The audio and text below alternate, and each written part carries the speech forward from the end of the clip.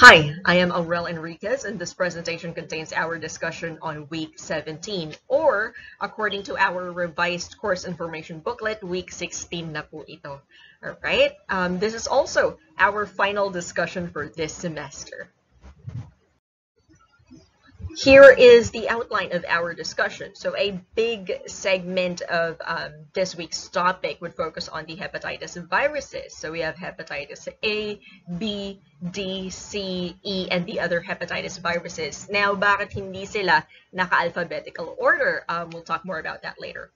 Next are prions, or the proteinaceous infectious organisms. And lastly, we'll just quickly go through antiviral therapy. Let's begin with the hepatitis viruses. Now, hepatitis viruses are grouped together not because of their structural or genetic similarities. So, di ba po, in our previous discussions, all the viruses were grouped together because they're all single-stranded RNA viruses, or they were all double-stranded DNA viruses, and so on.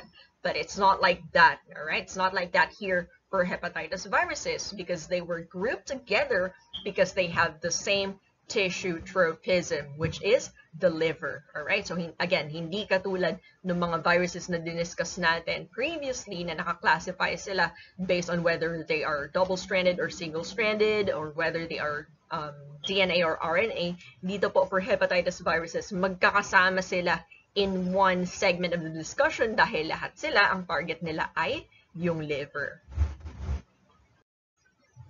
Starting off with the HAV, or the hepatitis A virus, hepatitis A is a small icosahedral naked ssRNA virus, and this is the only member of the genus Hepatovirus. Okay, ulitin po natin, mag-isa niya lang sa loob ng genus na Hepatovirus, but this one is under the family Picornaviridae.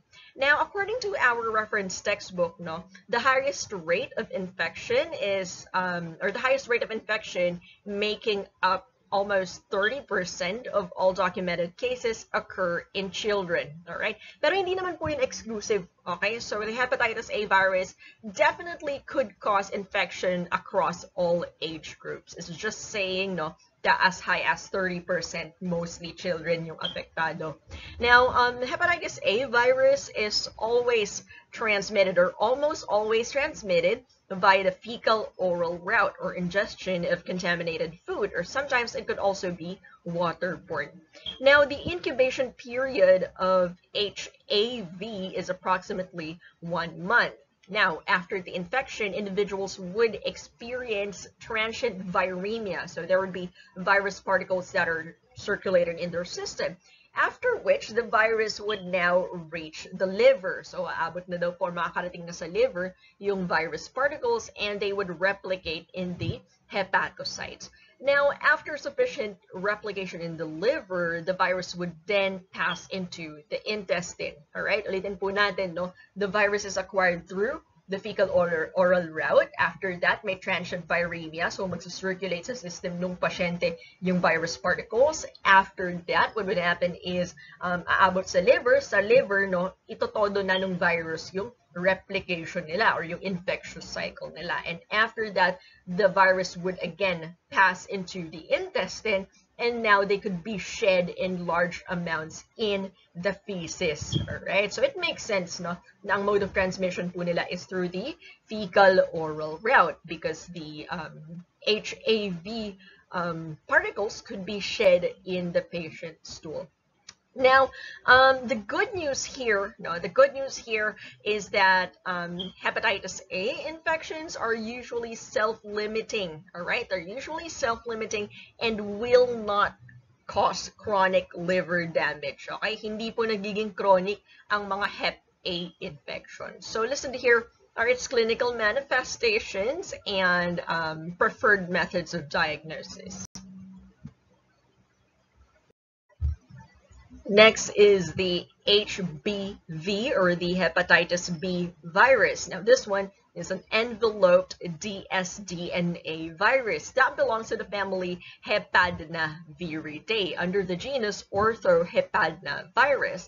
Now Hep B, this is primarily a blood-borne pathogen, but listed here are other possible modes of transmission. So sexual, perinatal, and parenteral. Alright, so Hep B could also be acquired through these modes of transmission. Alright, so ayan, pag sinabi nating perinatal, no? Pag sinabi perinatal, pwede daw pong manggaling from the infected mother and pass it on to her child. Kapag sinabi naman nating parenteral, this simply means that the virus could be acquired through any other route other than through the intestinal tract. Alright, so for example, via the fecal oral route. So madami daw pong iba pang ways, no, to acquire hepatitis B aside from the routes that involve passing through the intestinal tract. So eliminated na sa choices yung fecal oral route. Alright, again, that's what we mean when we say parenteral. These are any other routes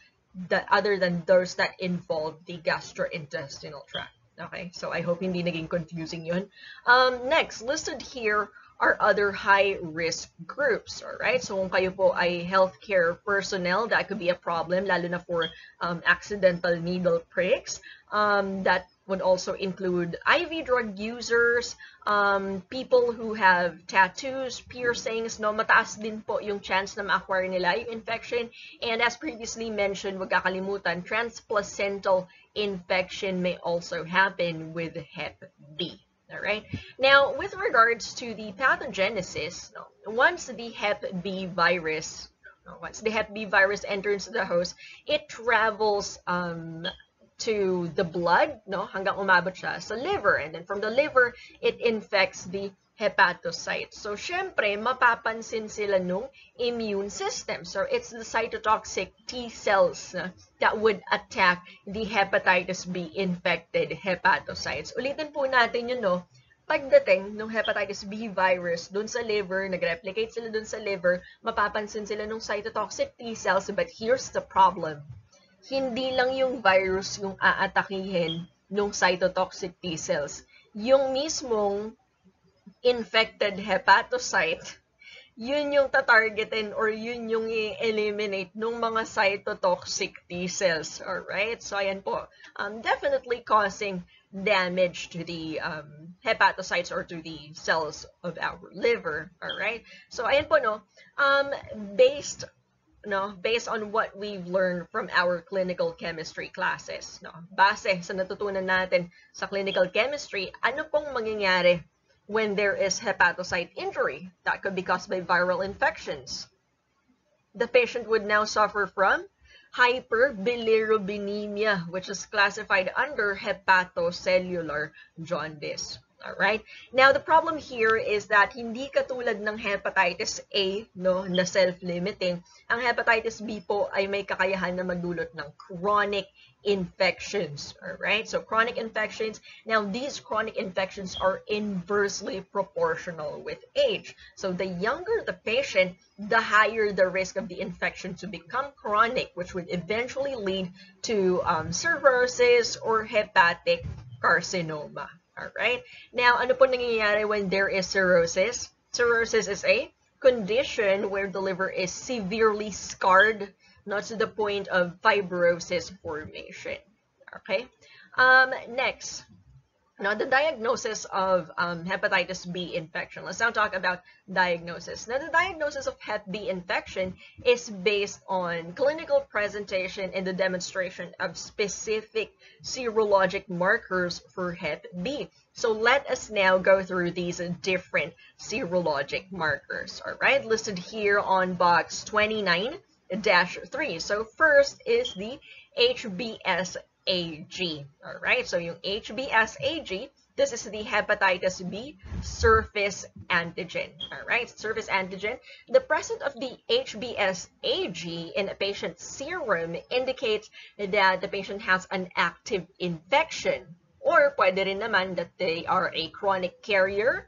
Or this could also mean that they're currently under or going through the incubation period. Okay, so tatlo daw po yung pwede nating i-assume once a patient has been tested or detected positive for anti-HBsAg. Ulit, kapag po nag-positive yung pasyente sa HBsAg, it could mean that they either currently have an active infection or chronic carrier siya ng virus, or pwede rin namang nag-positive siya dito kahit nasa incubation period pa lang. Alright? Next is the hepatitis B envelope antigen. Alright? Hepatitis B envelope antigen. Now, kapag nag-positive naman po dito, kapag nag-positive naman dito, yung isang patient sa HBeAg, this is a strong indication that, again, the patient is either a chronic carrier. Okay, so ulitin natin, kung halimbawa, the patient tested positive for HBsAg, pwede siyang nasa incubation period, or merong active infection, or pwede rin chronic carrier. Pero, kapag nag-positive din siya sa HBe antigen, then sigurado na tayo na chronic carrier nga yung pasyente. Alright? This also means that the patient is highly infective. Right. Next is the anti-hepatitis B core antibody. So kapag nag-positive naman sa anti-HBc antibody yung pasyente, this is an antibody that appears early in the course of the disease, and it indicates an acute infection. Alright? So ulitin natin yung mga lumipas na scenario kanina. Halimbawa, the patient is positive for HBsAg, pwedeng nasa incubation period pa lang siya, or pwedeng merong active infection, or pwede namang chronic carrier din siya. Pero, kapag nag-negative siya sa HBe antigen, tapos nag-positive sa anti-HBc antibody, then sigurado na tayo that the patient is currently going through an active infection. Alright? Next is the anti-hepatitis B envelope antibody. Alright? Anti-hepatitis B envelope antibody. Now, kapag nag-positive naman po dito, yung pasyente sa anti-HBe antibody, this means that the virus is currently inactive and the patient has low infectivity. So, hindi ganun ka-infectious yung patient during this time, or during the time na positive siya for the anti-hepatitis B envelope antibody. And last on the list is anti-hepatitis B surface antibody. So kapag nag-positive naman po, kapag nag-positive yung patient dito sa anti-hepatitis B surface antibody, it means that the infection has resolved. Alright? So, pwede rin naman po itong indicator ng successful vaccination. Alright? So, kung halimbawa, nag-negative yung pasyente sa lahat ng mga serologic markers that we've just described, pero nag-positive siya sa anti-HBs antibody, then you have an kung i-consider din natin that they have an antibody titer of greater than 100 milli-international units per milliliter of blood sample, then this is considered as a high level of immunity following vaccination. Okay? So, ulitin natin, pasimplehin natin yung explanation na yun. Kapag po yung isang person, nag-positive siya sa anti-hepatitis B surface antibody, they have either already recovered from a past infection, or they have already received their vaccination. One thing we were not able to talk about in the slide is yung term na core window period. Alright, so huwag kakalimutan yung term na core window period. This is the point where we can no longer detect Hep B surface antigens from the patient's serum, but we are now beginning to detect anti-HBs antibodies. Alright, so kumbaga ito daw po yung literal na period in between, na nag-stop na yung detection or yung pagkakaroon ng or pagsa-circulate ng Hep B surface antigens dun sa system ng pasyente versus the time period na nagsisimula na tayo makapag-detect ng anti-HBs antibodies. Alright? That's what we mean when we say core window period. Next is hepatitis D, otherwise known as the Delta hepatitis virus. Now, hepatitis D virus is actually a defective ssRNA virus that requires hepatitis B for successful replication. Kaya magkatabi po sila or magkasunod sila sa discussion natin kasi greatly linked, no? Greatly linked po yung hepatitis D infections with hepatitis B infections. Alright? So, kailangan daw po ng hepatitis D virus yung surface antigen ng hepatitis B virus for it to be able to create its own envelope. So, bale, nakadepende, no? Or umaasa lang si Hep D kay Hep B para makumpleto siya or para makagawa siya ng sarili niyang envelope. Alright? But if you really think about it, we can't actually say na sarili niya yung envelope na yun kasi nga nanghingi lang siya ng surface antigen kay hepatitis B. Diba? So, HDV or the Delta hepatitis virus is transmitted primarily by parenteral means. Alright? So, any other way except the gastrointestinal tract. Alright? Again, that's what we mean when we say parenteral. Alright? Now, ayun po, no?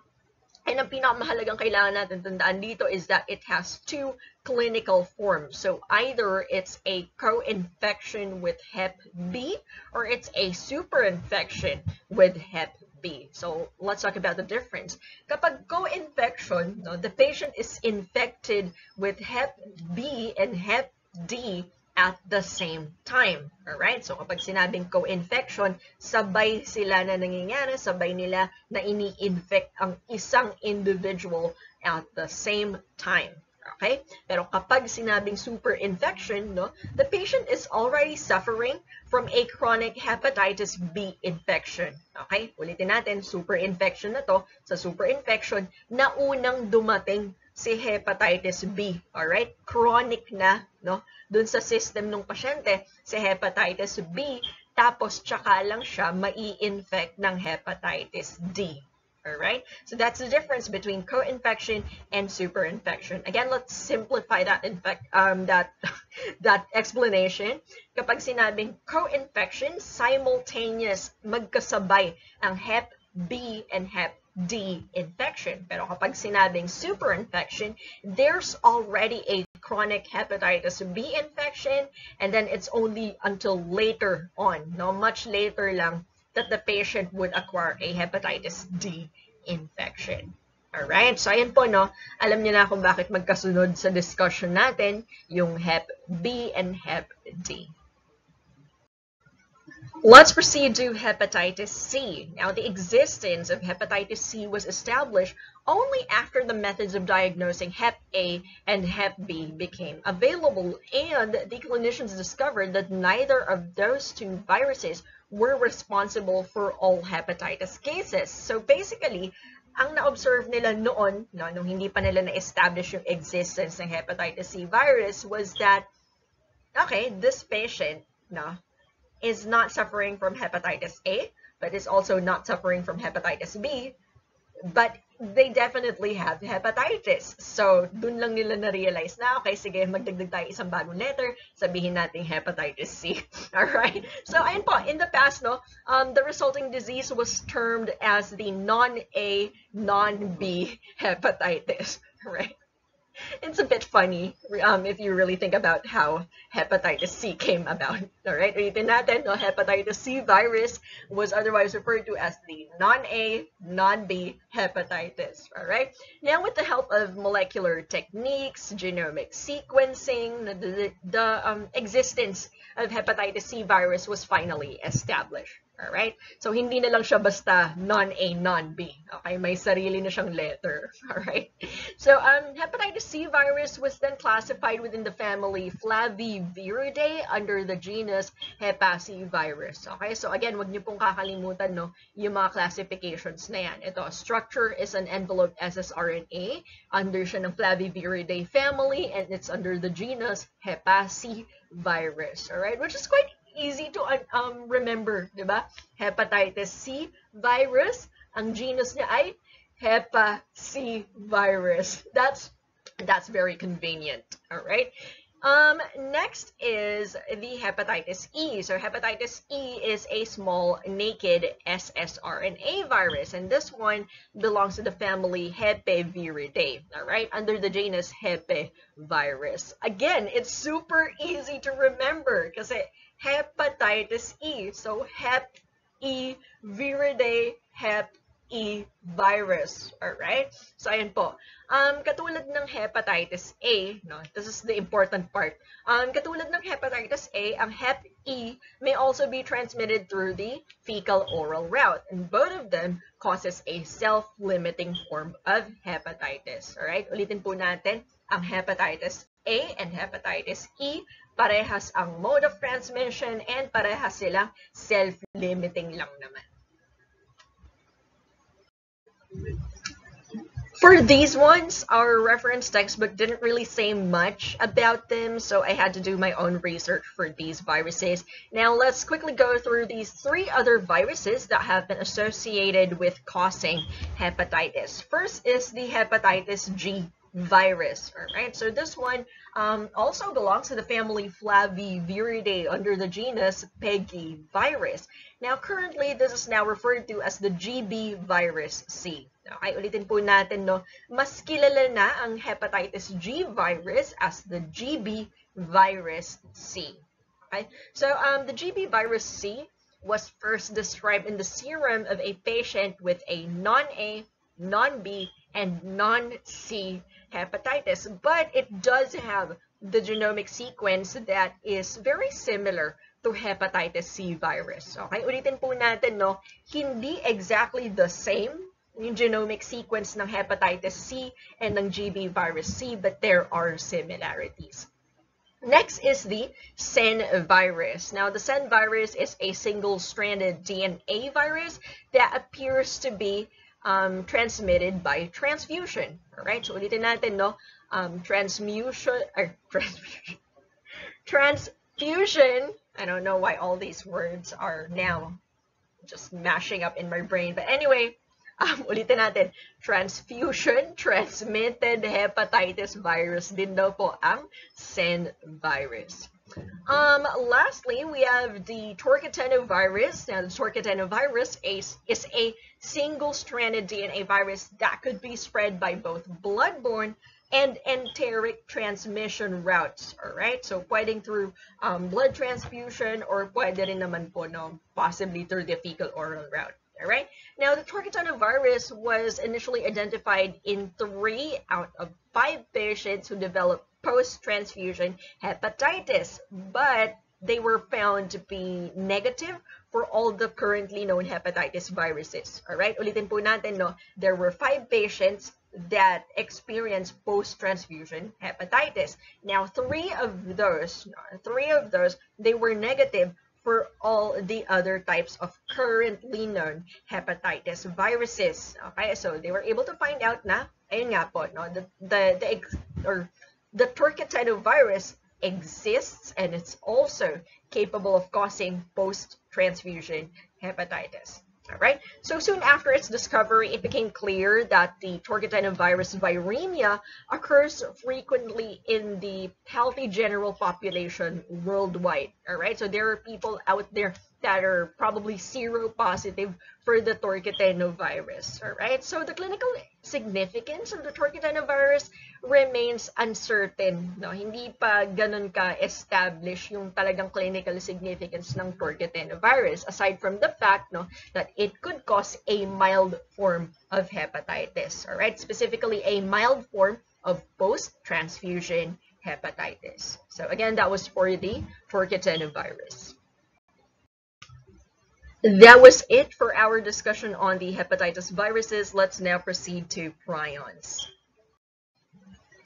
Now, just to be clear, before we proceed, let's just establish the fact that prions are not viruses, all right? Prions are not viruses, but they are proteinaceous infectious particles that could cause a group of diseases in mammals that are referred to as transmissible spongiform encephalopathies, all right? Or TSEs. Okay, so ulitin po natin, no? Yung structure ng prions at structure ng viruses, they're totally not the same. Viruses, they at least have a genetic material, either DNA or RNA. Prions, they don't have that, all right? They literally just have pieces of protein, all right? So examples of TSEs would include the Creutzfeldt-Jakob disease, or also kasama rin doon yung Kuru, which primarily affects humans. Next, in cattle, the prions are capable of causing the bovine spongiform encephalitis, which is more commonly referred to as the mad cow disease. Now, for sheep, prions cause a disease known as scrappy, and among the deer and elk populations, prions could cause the chronic wasting disease. All right? So, ayun po, no? Now, let's look at these photos on the left. All right? So, meron tayong picture dito ng mga normal uninfected brain samples for comparison. So notice the brain tissue samples that have been infected with prions right here. Okay? So very apparent yung vacuolation, all right? So kita-kita natin yung mga spaces or holes that have been formed as a result of the brain tissues becoming degenerated, all right? Kasi po, TSEs, or transmissible spongiform encephalopathies, they are characterized by progressive and relentless degeneration of the CNS, or the central nervous system, which is ultimately fatal. All right? So typical histopathology is neuronal vacuolation and eventual loss of neurons. So again, kitang-kita po natin sa mga pictures na to, yung mga vacuoles, or kumbaga, in simpler terms, there are holes in the brain tissues of the patients, all right? So, ayan po, now, right here, we're seeing the brain tissues that have degenerated. And if you would remember, from your basic anatomy classes, hindi katulad ng iba pang mga cells natin like epithelial cells or hepatocytes na kayang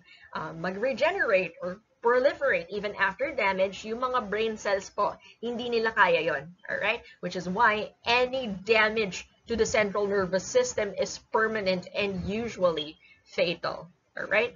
Now, the diagnosis of TSE is often based on clinical findings. All right. So the routine analysis of CSF is non-revealing or may be of no use. Okay, ulitin natin, kung ang kalaban po natin ay transmissible spongiform encephalopathies, hindi magiging kapaki-pakinabang. It's not useful to observe or examine the patient's CSF, right? So clinical findings would be the best basis for the diagnosis of TSEs. Again, as we can see right here, we also have the help of histopathology. So after the patient has died, we can take brain tissue samples and observe. Again, this is what it looks like. Right here. And right here, ito po yung normal tissue samples, and these ones right here is what it looks like after infection with prions. Again, there are vacuoles or holes on the brain tissue samples. Again, hindi makakatulong sa atin dito ang pag-examine ng CSF, rather clinical findings na lang po yung aasahan natin for an accurate diagnosis of the infection. Moving on to our last topic, not just for this week, but our last topic for this semester, let's now talk about antiviral therapy. Antiviral compounds need to target an essential viral replicative mechanism without destroying or damaging uninfected host cells. Ideally, all right? Ideally, dapat ganun, dapat ganun yung ginagawa ng mga antiviral drugs. So, sinasabi dito na hindi okay yung ginagawa ng mga cytotoxic T cells kanina, when we were talking about hepatitis B, na yung hepatitis B virus yung kalaban, pero yung hepatocytes ng host cells yung tinarget nila. Alright, so it shouldn't be like that. So that's what we're doing with these antiviral compounds, alright? So several antiviral agents resembles nucleosides, non-nucleosides, that are used in viral replication. So these viruses, or during the eclipse or during the macromolecular synthesis stage and papunta dun sa assembly and maturation stage, usually at that part, these viruses would insert these so-called counterfeit nucleoside analogs into their own nucleic acid sequence, resulting in the disruption of viral replication. Okay? So, meron daw pong mga antivirals na magkukunwari silang kasama sila dun sa mga proteins that make up the virus's genetic sequence. So, sisingit sila dun sa order ng actual genome ng virus. Kaya ang mangyayari po or ang magiging result is that magugulo ngayon yung mismong process of viral replication. Alright? Because there is an imposter among us. Alright? Other antivirals, they have a non-nucleoside reverse transcriptase inhibitors, which also disrupt viral replication. Okay? So, meron naman din pong mga antivirals na kaya nilang i-disrupt yung viral replication cycle without pretending to be like a nucleoside. And they do this by inhibiting the enzyme reverse transcriptase for those viruses that make use of reverse transcriptase. There are also some antivirals that make use of phosphonoformic acid. So phosphonoformic acid inhibits the enzyme DNA polymerase. There are also antiviral compounds out there that inhibit the viral replication by targeting viral proteins. So, yun naman po ang tawag sa kanila ay protease inhibitors. Now here at table 29-10, we have examples of some of the most well-known antiviral compounds. Now there's not really much to discuss about this table, but I highly suggest for our upcoming quizzes and exams, tatandaan nyo po, alin sa kanila yung nag-i-inhibit ng DNA polymerase. So here are the examples. Alin sa kanila yung nag-i-inhibit ng reverse transcriptase. So here are some examples. And also, try to study or memorize alin yung mga diseases associated. So if this is the disease, which of the following would be a good antiviral? Alright, so that's the tip for studying this table. Alamin po natin kung anong ini-inhibit nila, and then also keep in mind ano yung mga diseases. So based on the disease, kailangan po matandaan nyo ano yung possible antiviral na pwedeng i-administer dun sa patient kung ito yung diseases na meron sila. Alright? Here are the references that were used in the making of this presentation. That ends our discussion for week 17 or week 16 na po dun sa revised version ng course information booklet natin. This is also our final discussion for this semester. Final discussion. Huling video na. Mag-subscribe ka na kung hindi ka pa nakaka-subscribe. This has been Aurel Enriquez. Thank you so much for watching.